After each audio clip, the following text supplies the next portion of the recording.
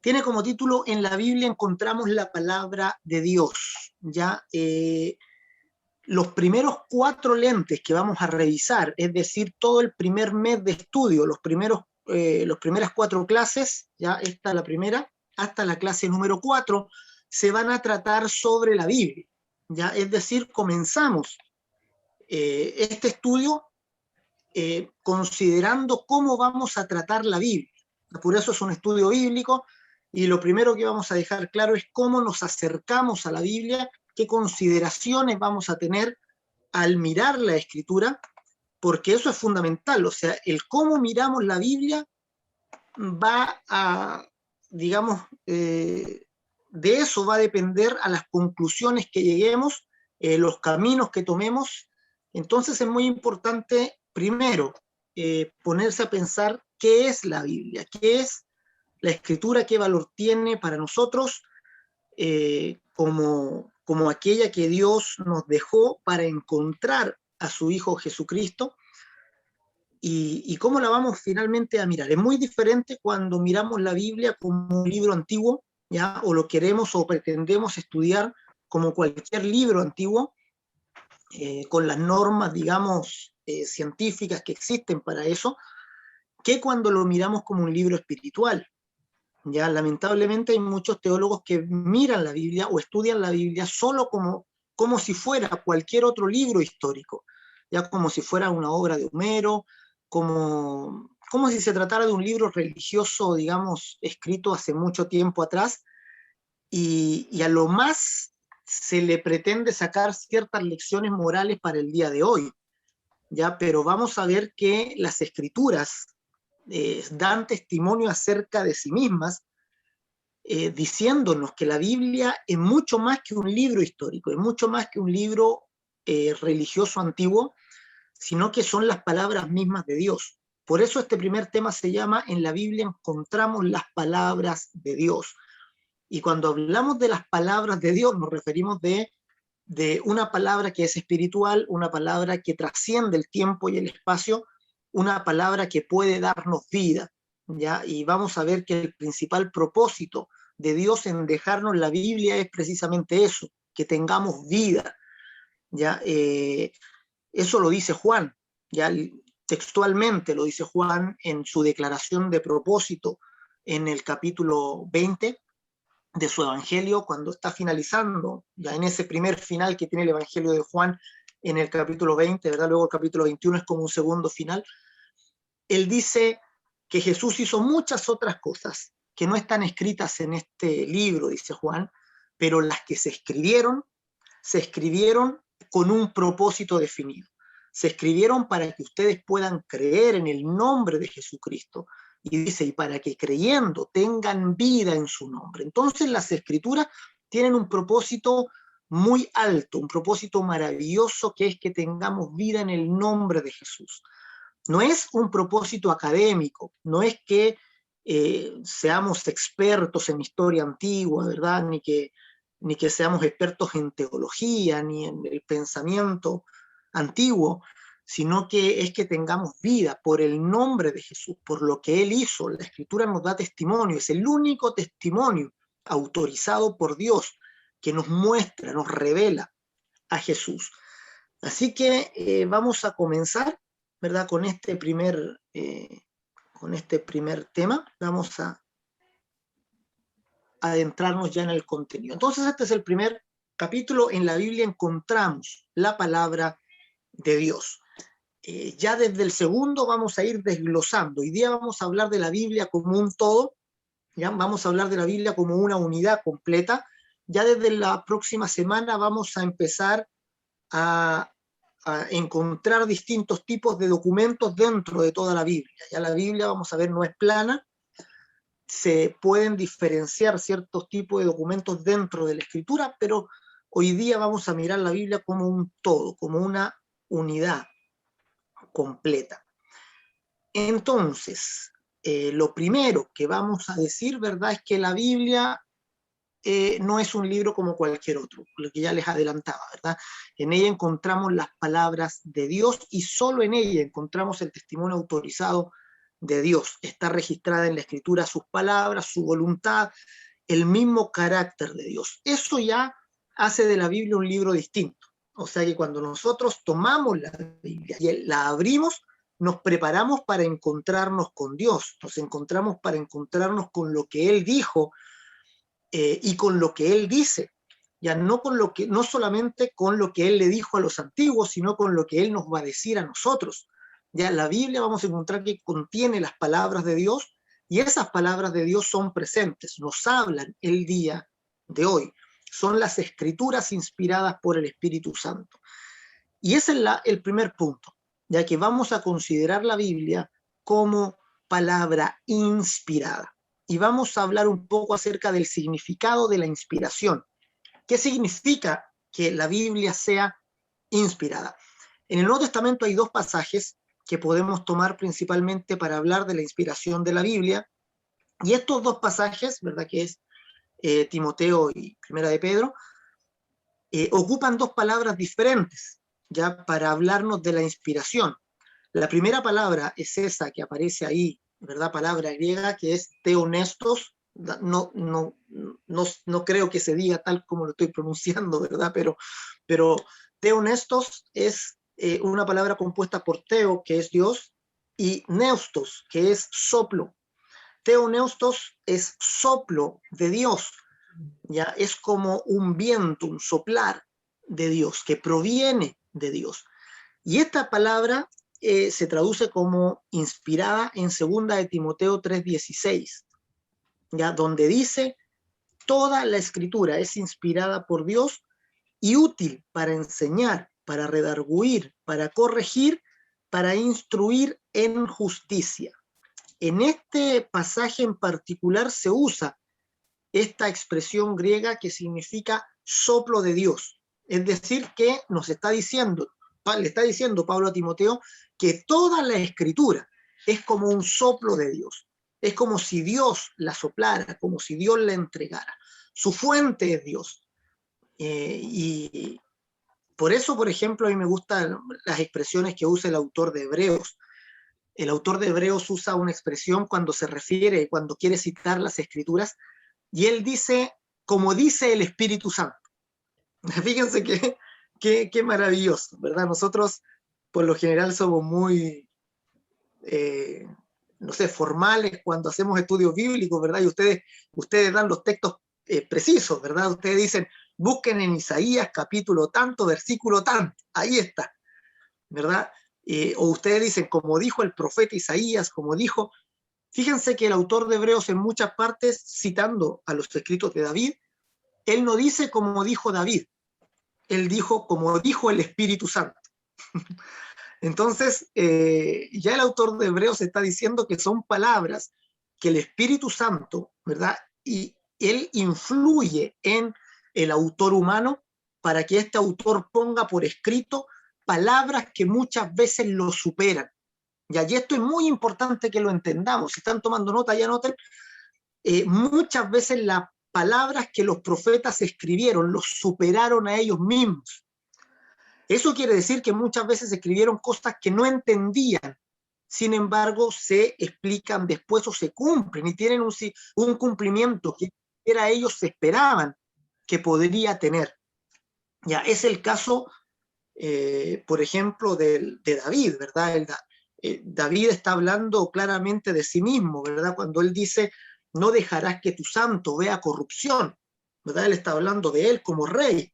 Él dice, no dejarás mi alma en el Seol, ni permitirás que tu santo vea corrupción. Cuando dice eso el rey David, él lo dice como si lo estuviera diciendo de sí mismo, ¿verdad? Y él lo escribe en un salmo, inspirado por el Espíritu Santo. Sin embargo, David no sé cuánta luz tenía de que no estaba escribiendo acerca de sí mismo. Estaba escribiendo de aquel a quien él estaba anunciando.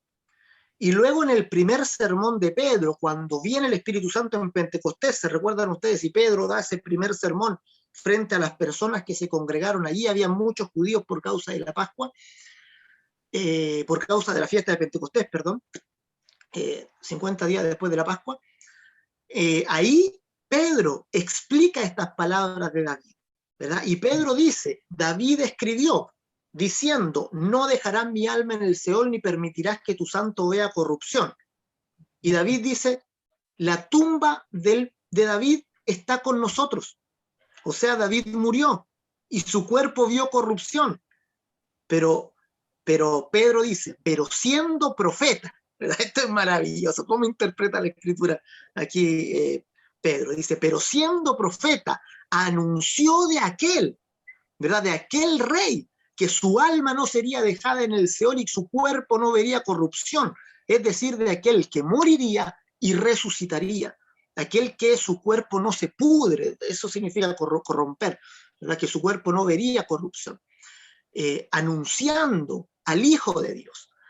También David escribió muchas veces acerca de su hijo, diciendo, ¿verdad?, que él tendría un reino eterno, ¿verdad? Hablando de Salomón, sin embargo, él estaba anunciando de aquel que verdaderamente tendría un reino eterno, que es Cristo. Entonces, muchas veces lo que los profetas escriben los supera a ellos mismos. Son palabras que tienen un significado que ellos no podrían siquiera pensar, que ellos no podrían siquiera, digamos, alcanzar a comprender con la luz que tenían. Lo mismo se dice, por ejemplo, de Daniel. Ya, con Daniel hay una controversia, pero tremenda. Hay muchos teólogos que aseguran que Daniel no pudo haber escrito el libro de Daniel. O sea, que el libro de Daniel se escribió mucho después, porque ellos dicen, es imposible que el profeta Daniel en el tiempo que vivió pudiera dar tal nivel de detalle de lo que iba a acontecer, ¿verdad? Daniel nombra todos los imperios, cómo se iban a suceder, ¿verdad? ¿Cómo, verdad, después de Babilonia vendría Asiria, Medo-Persa, cómo vendría, verdad, después el imperio griego y de cómo vendría Roma. Entonces ellos dicen, no, esto se escribió mucho más adelante y se le colocó el nombre del profeta Daniel, ¿verdad? Pero no puede ser que Daniel haya escrito eso, porque ellos están estudiando la Biblia como un libro antiguo, ¿verdad? Cuando ustedes estudian la Biblia como un libro antiguo van a llegar a conclusiones, ¿verdad? Muy terribles, ¿ya? Un ejemplo es la tesis documentaria, por ejemplo. No sé si la han escuchado los que han estudiado a lo mejor algo de teología, la han escuchado nombrar, que la tesis documentaria dice, por ejemplo, que el Pentateuco no lo escribió Moisés, sino que es un conjunto, un compendio de distintos escritos de diversas fuentes. 4 fuentes se le dan, por lo menos, en cómo está la tesis ahora, que se escribieron en distintos periodos de la historia del pueblo de Israel. ¿Ya? Entonces, eso nos deja, por ejemplo, si lo pensamos de esa manera, vamos a dudar de todo. O sea, la historia ya de Adán y Eva, ¿verdad?, vendría siendo solo una composición, un arreglo de la mitología de ese tiempo para introducirla en el libro sagrado del judaísmo, en este caso, y los judíos con un afán de guardar su historia, entonces toman estos relatos y los acomodan para ponerlos en el libro de Génesis.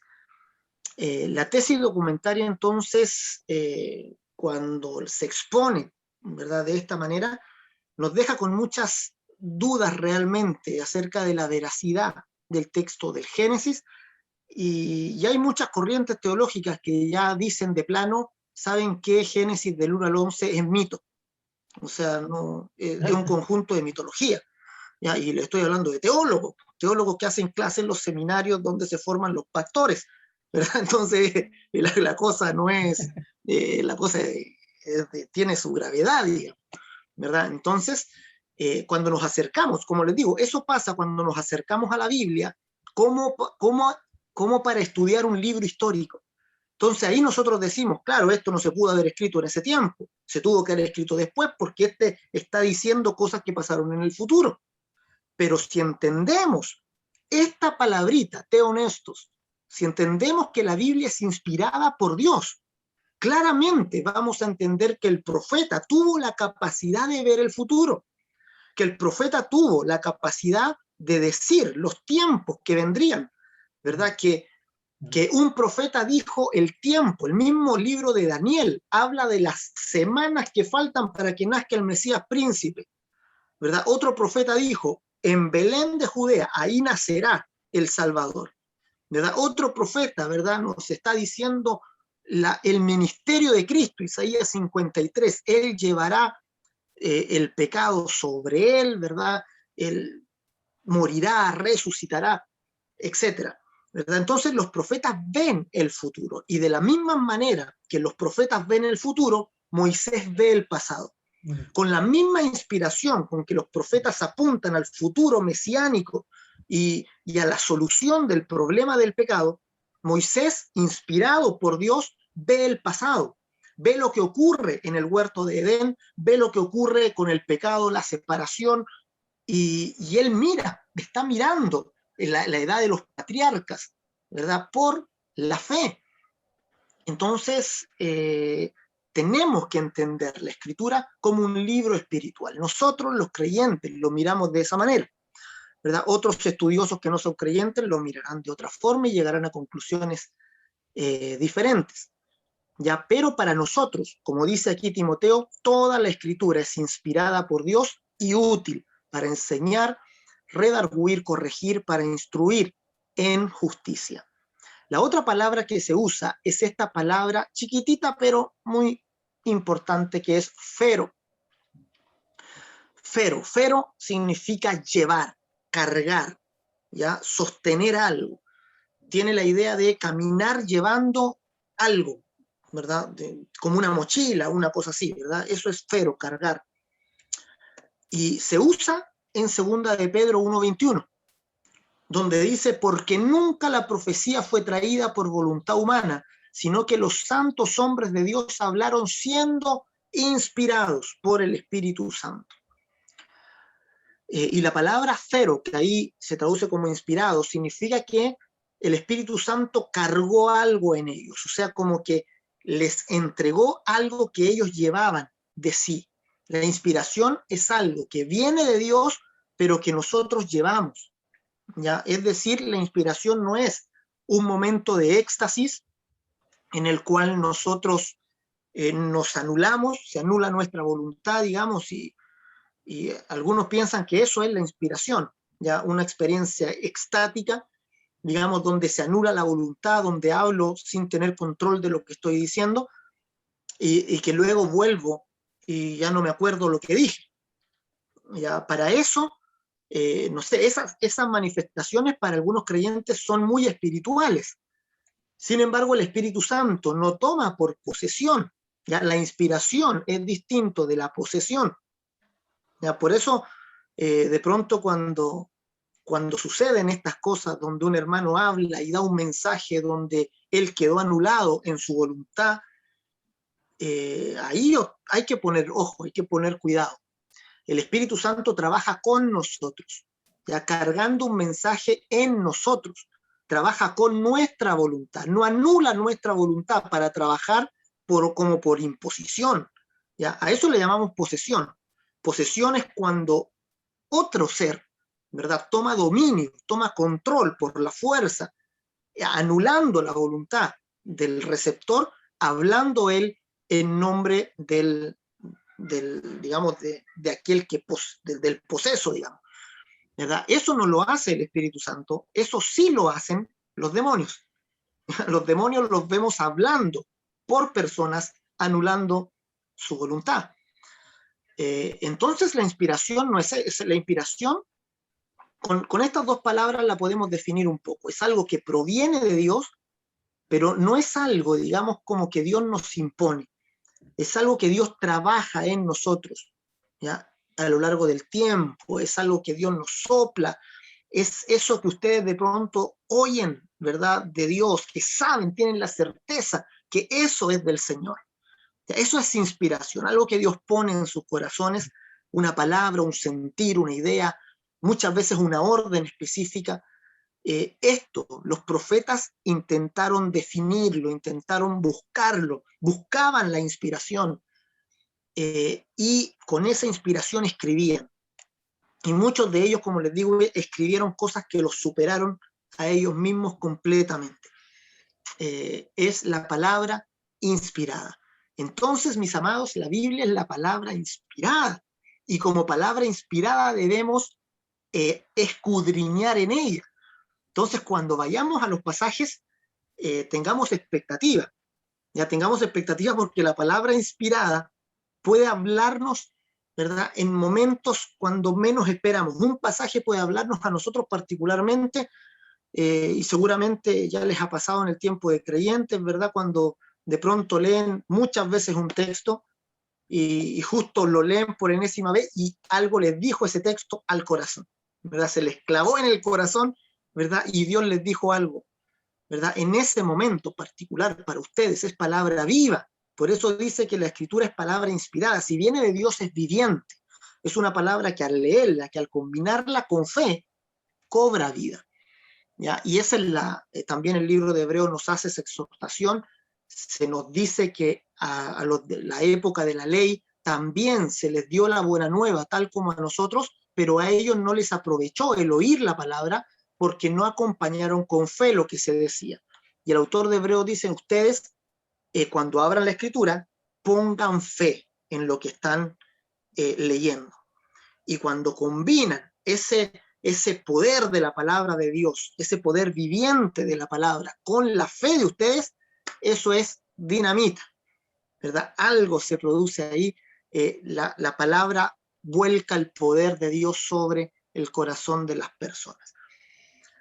Entonces así vamos a mirar la Biblia, ¿verdad? Como la palabra inspirada por Dios, como la palabra que procede de Dios, cuya fuente es Dios, y como la palabra que el Señor quiere cargar para que nosotros llevemos adelante a todo lugar. Vamos a ver algunas implicancias de esto. ¿Qué implica que la palabra sea inspirada? En primer lugar, la autoridad de la Biblia radica en el hecho de su inspiración. Si preguntamos cuál es la autoridad de la Biblia, ¿ya? Es como para tener la respuesta así rápida, ¿verdad? Si van por la calle de repente y alguien les pregunta, oye, ¿cuál es la autoridad de la Biblia? ¿Por qué tú consideras la Biblia autoritativa? ¿Por qué piensas que es lo que está escrito en ese libro tiene autoridad y no lo que está escrito en otro? ¿Verdad? Es por eso, porque consideramos que lo que está escrito ahí es inspirado por Dios. Ahora hay muchos que les gusta pelear por el tema del canon, ¿verdad? Y dicen, no, pero es que hay otros libros, ¿verdad? Que no están en el canon y eso lo decidieron hombres. Sí, está bien, lo decidieron hombres, ¿verdad? Esto está claro, ¿verdad? Se sabe el proceso que hubo en la selección de los diferentes escritos para formar el canon. Pero aún ese proceso debemos entender también que fue guiado por Dios, que Dios no se quedó mirando a ver que se elegían cualquier cosa para ponerla dentro del canon, ¿verdad? Para que después nosotros fuéramos fácilmente engañados, sino que fue un proceso de construcción que fíjense que la iglesia primitiva no buscó, ¿ya? Eso también es importante de ver. La iglesia primitiva tomaba las cartas, tenía el conjunto de cartas de Pablo, tenía los rollos de Isaías, los rollos de los profetas, y con esos escritos que tenían, ellos ministraban la palabra de Dios a las personas. Con el tiempo fueron considerando las cartas de Pablo, principalmente las cartas que circulaban entre las iglesias, como escritura. O sea, en primer lugar, cuando recién nace la iglesia, las únicas escrituras eran las escrituras del canon judío, ¿ya? Eso tenían ellos. Principalmente tenían la traducción al griego de las escrituras judías, que es la Septuaginta. Ellos tenían esas escrituras y esas las estudiaban, las que se estudiaban en la sinagoga, ya las mismas que se estudiaban en la sinagoga, ellos las miraban con el lente de Cristo. Ellos las interpretaban cristocéntricamente. Ya del mismo modo, ¿se acuerdan cuando Jesús abre el rollo de Isaías cuando lo hacen leer en la sinagoga?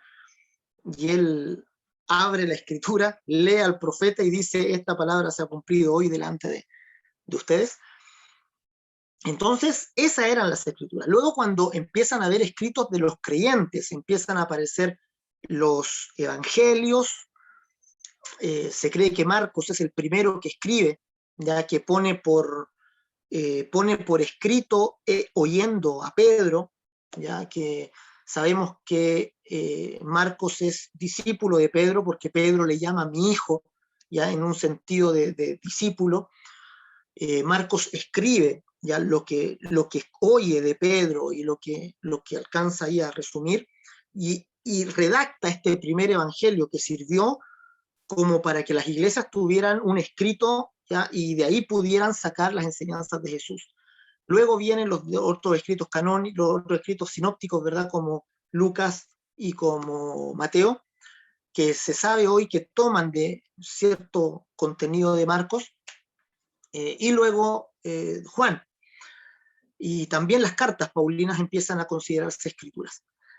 Como les dije, nunca se pensó en hacer un canon, ¿ya? O sea, no estaba en la mente de los primeros apóstoles formar un canon. La necesidad del canon vino por, por las primeras herejías que se empezaron a levantar.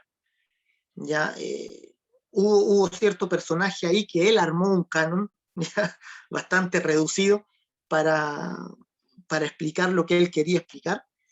Y ahí nació la necesidad de que los creyentes se pusieran de acuerdo. Oye, tengamos los libros que vamos a usar para enseñar acerca de Cristo a las personas. Y ahí viene todo un proceso. Algunos fueron fáciles porque estaba bien documentado su procedencia, otros no tanto. Hay algunos que se demoraron en entrar al canon. Ya Santiago, Apocalipsis se demoraron. Ya fue exhaustivo el estudio, la revisión, y todo lo que se tuvo que hacer para que entraran, pero finalmente entran.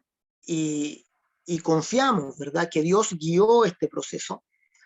Sin embargo, como les digo, nosotros no vamos a concluir enseñanzas de un solo verso o de un solo libro de la Biblia. La escritura, toda la Biblia tiene, lo vamos a ver en las clases siguientes, una estructura, y toda la enseñanza la sacamos de toda la Biblia, completamente. Ya no vamos a sacar conclusiones de un verso o de un libro específico solamente. Entonces, la autoridad de la Biblia radica en el hecho de su inspiración. Consideramos autoritativa la palabra que aparece en la Biblia porque entendemos es inspirada. ¿Mm? Entendemos es inspirada. Y esto lo creemos por fe. O sea, aquí estamos entre personas de fe. ¿Ya? Porque cuando nosotros damos este argumento a alguien que no tiene fe, se va a reír de nosotros, ¿verdad? O sea, nos va a decir, ustedes están creyendo en un libro que el mismo libro dice que es inspirado.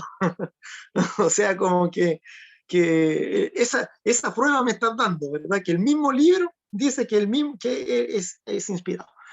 Entonces, cuando no hay fe, no hay caso. Esto se trata de fe, ¿ya? Esto se trata de mirar la Biblia con la fe. Y cuando lo miramos con la fe, entendemos que la Biblia tiene autoridad y le damos autoridad a la Biblia. Darle autoridad a la Biblia es importante. Ya significa que la vamos a mirar como si fuera, ¿verdad? Como lo que es, como la palabra de Dios. Los creyentes debemos dar autoridad a la Biblia, y darle autoridad a la Biblia significa obedecer la Biblia, ser humilde frente a ella, respetarla, honrarla como la palabra del Dios viviente. ¿Ya? Eso quiere decir que estamos dispuestos, por decirlo de esta manera, a que la Biblia moldee nuestras creencias. ¿Ya? Eso es importantísimo. Como creyentes tenemos que dejar que la Biblia moldee lo que creemos. Ya muchas veces nosotros como cristianos recibimos una primera enseñanza de forma denominacional, o sea, aprendemos de la denominación antes que aprender de la Biblia. Entonces aprendemos bastantes cosas que luego la Biblia va a contradecir. Y darle autoridad a la Biblia significa dejar que la Biblia rompa mis creencias, que cambiar de opinión, ya si es necesario cuando yo veo que la Biblia está diciendo otra cosa. Podemos a lo mejor tener una creencia que está por tiempo arraigada en nuestro corazón. Sin embargo, cuando la Biblia nos dice otra cosa, darle autoridad a la Biblia significa considerar la Biblia más importante que esa creencia arraigada que yo tenía. Darle a la Biblia más importancia que mis tradiciones que yo traía. Por ejemplo, cuando se convierte, no sé, por allá un mexicano con tradiciones muy católicas, paganas, cuando se convierte de pronto alguien que en el norte, ¿verdad?, todos los años le baila la tirana, cuando se convierte, ¿qué hace ese muchacho, ¿verdad? ¿Qué hace? Si es su tradición, es su tradición con la Escritura, ¿verdad? Encuentra un choque ahí, Darle autoridad a la Biblia significa eso, inclinarse, es decir, Señor, voy a seguir el consejo y la palabra tuya por sobre mis tradiciones, aunque haya choques, aunque haya conflictos, aunque haya a todo costo, digámoslo así. Ya los primeros cristianos se llevaron persecuciones, cárceles, muchos murieron por causa de darle autoridad a la Escritura. Así que vamos a sufrir, ya los que quieren darle autoridad a la Biblia, en muchas áreas van a tener que soportar cosas, pero vale la pena totalmente. La incredulidad, por ejemplo, el no darle autoridad a la Biblia es leer la Biblia, ¿verdad? Que nos ofrece poder, que tiene promesa de poder espiritual, pero carecer de ese poder, o sea, no entender qué es el poder de Dios. A veces cuando uno habla del poder de Dios hay creyentes que no entienden de qué se trata, ¿verdad? Y dicen, ¿qué es lo que es eso del poder? Y la Biblia claramente dice, recibiréis poder cuando venga sobre vosotros el Espíritu Santo y me serán testigos en Jerusalén, Judea, Samaria, hasta lo último de la tierra. Recibirán poder cuando venga el Espíritu Santo. Si Él nos hizo esa promesa, entendemos que Jesús no se la hacía solo a ellos, los que tenía al frente, sino que es una promesa para todos los creyentes. Sobre todos los creyentes viene el Espíritu Santo y sobre todos los creyentes viene este poder acompañando al Espíritu Santo. Si nosotros no queremos saber qué es ese poder y no nos interesa, o sea, decir que Cristo nos esté diciendo algo y que nosotros digamos, ay, pero es que ese tema no me interesa. Eso es no darle autoridad a la Biblia, ¿verdad? Sería un ejemplo de darle más importancia a mi propia opinión que a lo que la Biblia está diciendo. Si Cristo me está diciendo algo, es porque ese algo es importante. Si la Escritura dice, estas señales seguirán a los que creen, en mi nombre expulsarán demonios. Pero si la Biblia me está diciendo eso, y yo voy y digo, es que a mí no me interesa el tema de los demonios y no quiero saber nada de eso. ¿Se fijan? O sea, es poner mi opinión, mi criterio, ¿verdad? Mis normas delante de la Escritura. Y voy a decir, es como yo estoy mandando la Biblia. Yo estoy controlando lo que la Biblia puede decirme y lo que no. En esta área puede hablarme, pero ya de aquí para allá no. Yo le estoy rayando la cancha a la Biblia, por decirlo de alguna manera. Eso es no darle autoridad. Darle autoridad significa poner a la Biblia sobre mí y que la Biblia moldee mis creencias, que ella moldee mi forma de pensar, mi forma de actuar, mi forma de relacionarme. Si la Biblia dice, oye, perdona a tu hermano, entonces yo perdono a mi hermano. Y se acabó. Eso es darle autoridad a la Biblia, ¿verdad? Entonces yo dejo mi rencor, dejo lo que tengo ahí guardado en el corazón, voy, me reconcilio con mi hermano y luego vengo y presento mi ofrenda delante del Señor. Eso es darle autoridad a la Biblia. Entonces, mis amados, esa es la primera invitación, ¿verdad? Démosle autoridad a la Biblia. Ya démosle autoridad a la Biblia. Que mi espíritu le dé autoridad a la Biblia. Ya es algo que hay que ahí proclamar. Ya digámoslo 3 veces. Ya esto es muy también particular ahí de la enseñanza de Berea. Mano empuñada, digamos 3 veces, que mi espíritu le dé autoridad a la Biblia. Ya 3 veces con todo nuestro corazón declaremos, proclamemos. 1, 2, 3, que mi espíritu le dé autoridad a la Biblia, que mi espíritu le dé autoridad a la Biblia, que mi espíritu le dé autoridad a la Biblia. Ya que nuestro espíritu le dé autoridad a la Biblia. Aleluya. Por Zoom no es muy entretenido hacer estas declaraciones, ¿eh? En vivo es más en vivo es más encachado, que se escucha la voz de todos. Demos la autoridad a la Biblia. Segundo punto importante de este tema, ¿ya? Acá estamos, démosle autoridad a la Biblia. También darle autoridad a la Biblia significa que vamos a centrarnos en las palabras de Dios, o sea que lo que vamos a enseñar van a ser las palabras de Dios. O sea, no nos vamos a salir. La Biblia es como nuestra cancha donde vamos a jugar. Ya no tenemos que salirnos para otro lugar. Ya la Biblia es suficiente para enseñar, para, digamos, mostrarle a otros. No sé si alguno conoce o de pronto ha participado con los santos de los últimos días, con los mormones. No sé si alguno tiene alguna participación, ha participado con ellos. Ellos tienen sus propios libros sagrados, ya Doctrinas y Convenios es uno, ¿verdad? El libro de Mormón no es tanto de doctrina, es más una historia, ¿verdad?, de cómo Smith encuentra las planchas de oro, ¿verdad?, y traduce y hace el libro de Mormón. Pero en los escritos de los mormones, por ejemplo, se dice, hay una frase, no me la sé textual, ¿verdad?, pero dice que los necios dicen, tengo Biblia y no necesito más Biblia, ¿verdad? Pero que ellos saben que aparte de la Biblia hay otros escritos que hay que considerar. Entonces, los mormones tienen a la Biblia, pero también tienen sus libros sagrados, ¿verdad? Y claramente estudian mucho más esos que la propia Biblia. Entonces, ellos tienen una mezcolanza de cosas, ¿verdad? Para nosotros la Biblia ahí se encuentra la palabra de Dios. Ya no se va a encontrar en otro documento, no se va a encontrar en otro escrito.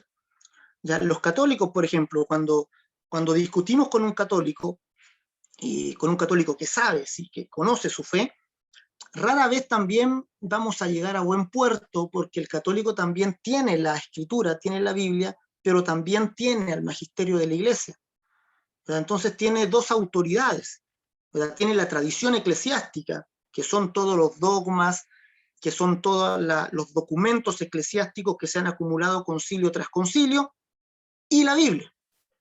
Entonces tiene dos, se apoya en estas dos fuentes. Entonces, la característica, ¿verdad?, del creyente, de este creyente de la iglesia primitiva, ¿verdad? Nuestro lema es volver a la Biblia, y que es algo que se redescubre en el tiempo de la Reforma, es que le vamos a dar autoridad a la Escritura. En la Reforma se toma este principio de sola Escritura, ¿verdad? De sola Escritura, diciendo, Lutero, ¿verdad?, ese monje, ¿verdad?, agustino, que de alguna forma él entiende que hay mucha enseñanza que no proviene de la Escritura y que contradice la Escritura, ¿verdad? El punto álgido es la venta de indulgencias, ¿verdad?, que a él le parece, bueno, y a nosotros también, ¿verdad?, es un abuso, ¿verdad?, donde se le sacaba plata a la gente, ¿verdad?, prometiéndoles que sus familiares iban a salir del purgatorio, ya, como decía ahí Testel, cuando la moneda golpea el cofre, el alma sale del purgatorio. ¿Ya? Entonces, manipulación, pero al 100, manipulación antibíblica, pero el tema ya estaba dado, entonces él establece este principio. Hoy vamos a hacerle caso a la Escritura. ¿Ya? Y vemos que Jesús solo habló las palabras de Dios. ¿Ya? Él solo habla las palabras de Dios. Los apóstoles enseñaron las palabras de Dios. Ahí están los textos para que los busquen después y puedan repasarlos. El mandato de la iglesia es enseñar las palabras de Dios. Ya, Mateo 20, ahí.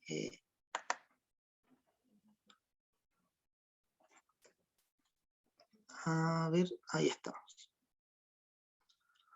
Nuestra enseñanza nunca debe superar la Biblia. ¿Ya? O sea, no en lo que enseñamos, en lo que creemos. Incluso el apóstol Pablo dice, les enseñé a no pensar más allá de lo que está escrito. Fíjense qué consejo más maravilloso. o sea, en cuanto a lo que ustedes creen de Cristo, de Dios, de la salvación y de todas las cosas, no vayan más allá de la Biblia, no hay para qué. ¿Ya? La Biblia es su cancha y ustedes jueguen dentro de la cancha. ¿Ya? Que no aparezcan de repente jugando por allá, en otro lado, ¿verdad? Con sus propias elucubraciones, con sus propias construcciones, ¿verdad?, extrañas, o tomando de inspiración de cualquier otra fuente. No, la Biblia es suficiente. Y la Biblia es increíblemente profunda. O sea, ninguno de ustedes piense que que se va a quedar corto estudiando la Biblia, ¿verdad? Que va a agotar la Biblia, ¿verdad? Ningún pastor puede decir, no, yo ya prediqué toda la Biblia, ya no tengo más que predicar. Eso no pasa, la Biblia es increíblemente profunda, ¿ya? Ni con toda la eternidad. La Biblia contiene toda la revelación de Dios, contiene una profundidad tremenda, gloriosa. Así que no tenemos por qué nosotros superar la inspiración de la Biblia jamás, ¿verdad? A eso le llamamos enseñanza mística. El misticismo es superar la inspiración de la Biblia, ¿ya? Con respecto a la inspiración hay dos digamos, podríamos llamarle extremos nocivos, ¿ya? El primero, como les dije, es, digamos, hablar cosas que superan a la Biblia. El misticismo es, por ejemplo, cuando alguien tiene un sueño, no sé, y ve algo y recibe una cierta revelación y enseña esa revelación como palabra de Dios cuando está más allá de lo escrito. Entonces, eso es misticismo. A eso le llamamos misticismo. El misticismo es superar la inspiración de la Biblia. Puede que sea parte o que sea parte de la experiencia personal de cada uno, pero ya vamos a ver también en otra lección en adelante la diferencia entre lo que es la experiencia personal y lo que es la revelación. La revelación de Dios siempre es pública. La revelación de Dios siempre es para todos. Ya cuando nosotros recibimos algo, particularmente nosotros, eso corresponde a nuestra experiencia personal con Dios y seguramente es para nosotros, nuestra familia, aquí los íntimos. ¿Ya? La revelación de Dios es pública, es amplia. Misticismo, les dije, cuando superamos, y hay otro extremo que es cuando nos quedamos cortos con la inspiración, cuando carecemos de la inspiración de la Biblia, y ahí caemos al legalismo. El legalismo es poner normas, ya poner normas de conducta, y siempre caemos en el legalismo cuando nos falta inspiración. Cuando vamos atrás, no tenemos la inspiración de la Escritura, entonces tenemos que armar una religión poniendo normas y caemos, digamos, en una religión. Todo creyente debe asemejarse a la Biblia, ha de ser un reflejo de ella. Ya seamos semejantes a la Biblia. Entonces, dos cosas. Ya démosle autoridad a la Biblia y seamos semejantes a la Biblia, enseñando, considerando lo que hay dentro de ella. Amén. Ese es el primer punto importante. El segundo punto importante de hoy es que toda la Biblia habla de Jesús. Ya, ese es el otro punto álgido de la lección de hoy. Toda la Escritura habla de Jesús, se centra en Jesús. Y esto es algo que yo le llamo la pretensión de Jesús. Los judíos odiaban a Jesús principalmente por la pretensión de Jesús. Ustedes saben lo que es pretensión, ¿no es cierto? Cuando alguien se dice, oye, que es pretencioso, ¿verdad? Que se cree algo, ¿verdad? Entonces Jesús tenía una pretensión, él era muy humilde. Jesús era muy humilde, pero tenía una pretensión. y no era poca, ¿verdad? Jesús, cuando él enseñaba, ¿verdad? Claramente él decía, yo soy el centro de todo lo que escribieron la ley, los profetas y los escritos. ¿Ya? La ley, los profetas y los escritos son las tres partes en las que dividían los judíos la escritura. ¿Ya? La Tanaj. La Tanaj viene de Torá, de Navim y de Ketuvim, que son la ley, la Torá, los Navim, los profetas, y los Ketuvim, los escritos. Los judíos dividían todas sus escrituras en esas tres partes.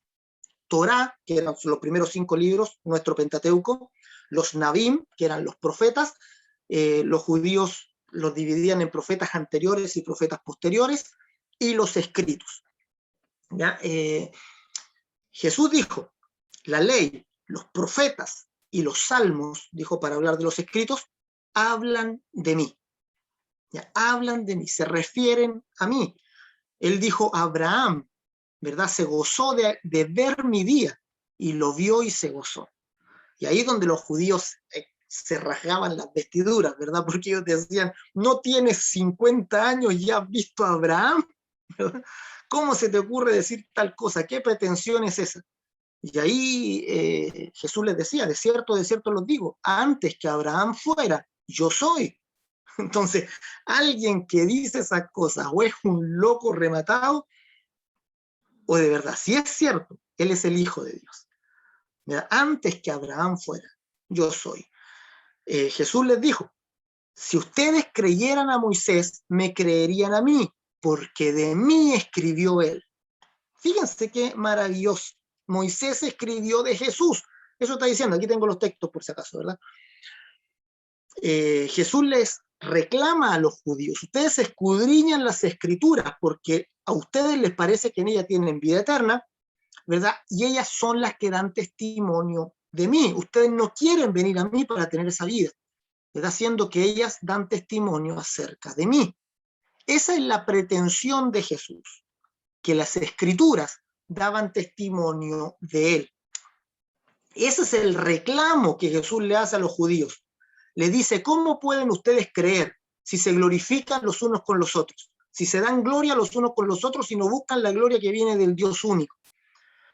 O sea, en otras palabras, les estaba diciendo, ustedes creen que la Escritura habla de ustedes, porque los judíos creían que las Escrituras hablaban de ellos, que todas las Escrituras se referían a la historia del pueblo de Israel, y por eso ellos eran muy orgullosos con su nacionalidad, eran muy nacionalistas. Ellos eran el pueblo de Dios, los demás eran perros. ¿Por qué? Porque las Escrituras hablaban de ellos, según ellos, y por eso ellos se daban gloria unos con los otros. Pero no se daban cuenta que la Escritura, en lo profundo, no hablaba solo de una nación. La Escritura habla de la redención de la humanidad en el Mesías que había de venir. La Biblia no habla del pueblo de Israel, habla de Cristo, habla del Mesías desde el primer versículo. Cuando se habla del Dios creador, las primeras, fíjense, ¿cuáles son las primeras palabras de Dios registradas en la Biblia? ¿Ya? No las primeras palabras de la Biblia, ¿ya? Que sería la palabra Bereshit, esa sería la primera palabra de la Biblia, ¿verdad? Bereshit Elohim bara, en el principio Dios creó, pero las primeras palabras que Dios habla en la Biblia son la expresión hebrea Hayaor, que significa sea la luz. Y esas dos palabras tienen un significado teológico pero tremendo, son un anuncio, y lo dice el apóstol Pablo, diciendo que el mismo Dios que ordenó que de las tinieblas resplandeciera la luz es aquel, ¿verdad?, que ilumina a Cristo en nuestros corazones. O sea, ya esas palabras, ese anuncio, ese Hayaor, ese sea la luz, nos está hablando de Cristo, que vino como luz en medio de las tinieblas, nos habla de la luz verdadera, de esa luz verdadera que alumbra a todo hombre, ¿verdad?, que se hizo carne, que vino hasta nosotros y alumbró el Evangelio. Toda la Escritura habla de Jesús completamente, desde Génesis a Apocalipsis. De eso, ¿verdad? Cuando me recuerdo cuando la primera vez que tomé Academia Berea con un profesor coreano, él nos preguntaba, ¿verdad? Nos decía, ¿de qué habla Génesis? Y nosotros le explicábamos, Génesis habla de la creación y después de tal y cual cosa. ¿De qué habla Éxodo?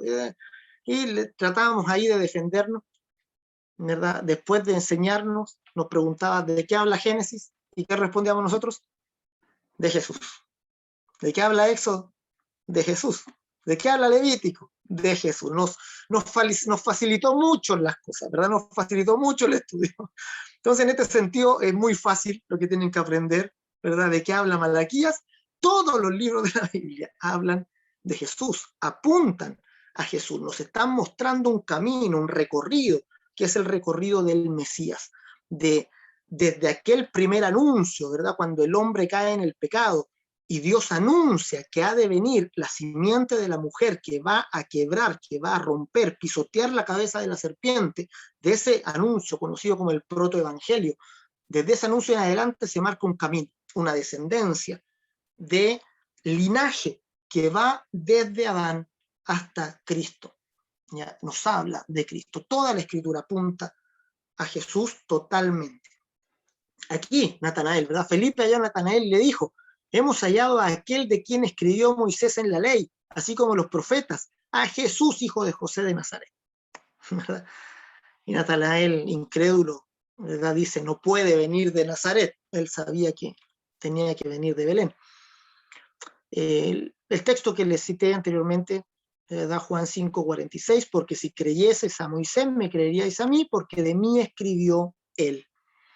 Y Lucas 24:44, este texto me encanta, maravilloso, este es para enmarcarlo, son de estos textos para mandarlos a repujar en cobre y ponerlos en la pared, no sé, algo, ¿verdad? Fíjense, dice la segunda parte del 24:44, dice, estando aún con vosotros, Jesús los está reprendiendo por su incredulidad y su dureza de corazón, y les dice, no se acuerdan que estando aún con ustedes, que era necesario que se cumpliese todo lo que está escrito de mí en la ley de Moisés, en los profetas y en los salmos. Era necesario que se cumpliese lo que está escrito de mí en la ley de Moisés, en los profetas y en los salmos. Y reglón seguido dice, y les abrió el entendimiento para que comprendieran las escrituras.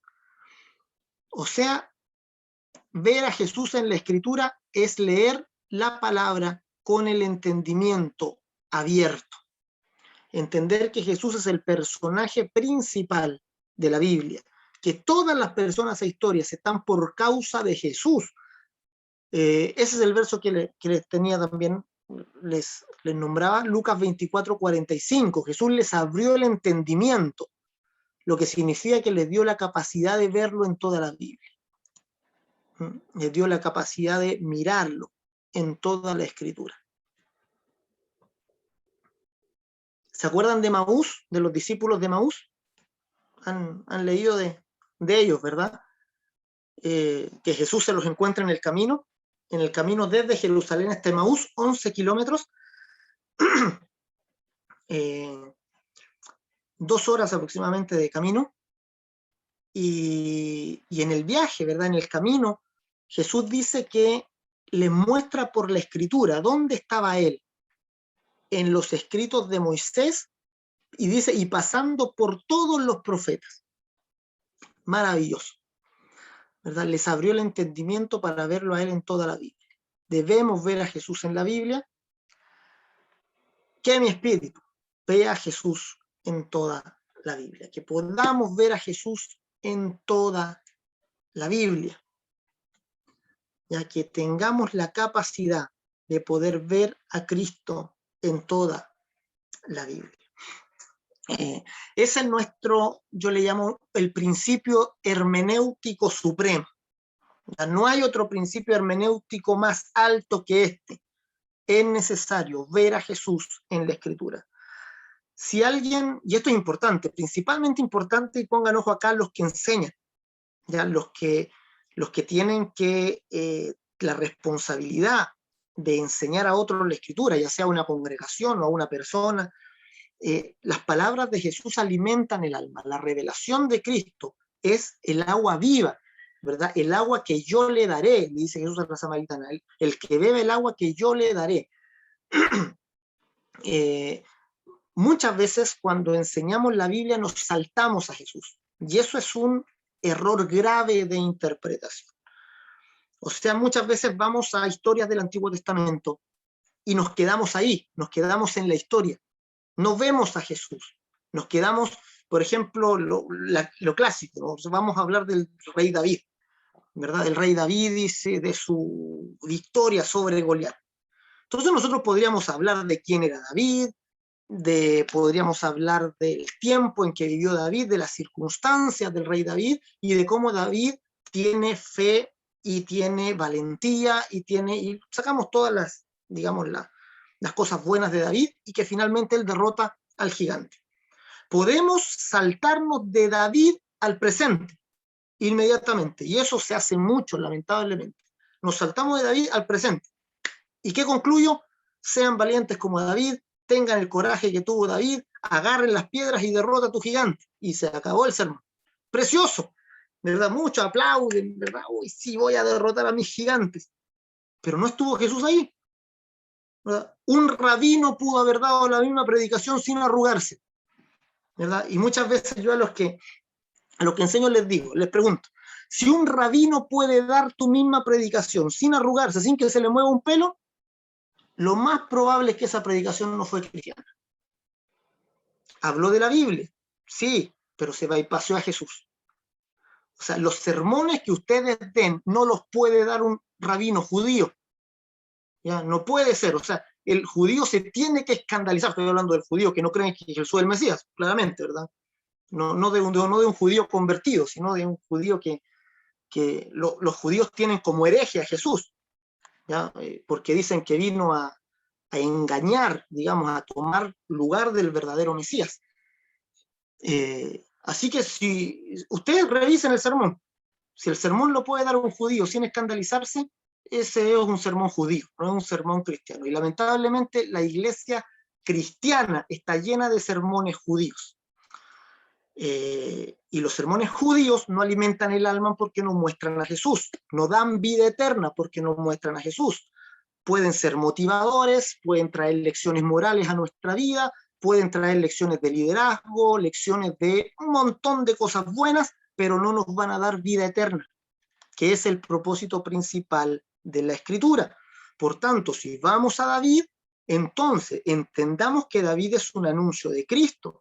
Entendamos que como David venció al gigante Goliat, de la misma manera Cristo derrotó las tinieblas, ¿verdad? De la misma manera Cristo derribó al que tenía el imperio de la muerte, y que por la muerte, ¿verdad? Por la destrucción de aquel que tenía el imperio de la muerte, Él nos dio libertad a todos. Entonces, la figura de David está hablando de Cristo, ¿verdad? David derrota al gigante Goliat, este cae sucumbido, le corta la cabeza, y esa victoria se la atribuye a todo el pueblo.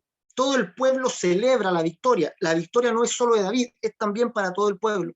De la misma manera nosotros, Cristo venció, derrotó al que tenía el imperio de la muerte, derrotó al gigante, Él ata al hombre fuerte, Él derrota al gigante, y todos nosotros, digamos, la victoria de Él se nos atribuye a nosotros. La victoria de Cristo la tenemos nosotros por la fe, y somos vencedores por medio de la victoria de Cristo, ¿verdad? Esa es la imagen que la victoria de David sobre Goliat plasma en nuestros espíritus mirando a Cristo. Que todo lo que prediquemos se centre en Cristo, se centre en el Señor Jesús completamente. ¿Ya? Y como les digo, esto no es algo que sea una enseñanza exclusiva de Academia Berea, para nada, ¿verdad? Hay muchos teólogos que están poniendo el punto, ¿verdad? En la necesidad de predicar de Cristo, de encontrar a Cristo en la Escritura.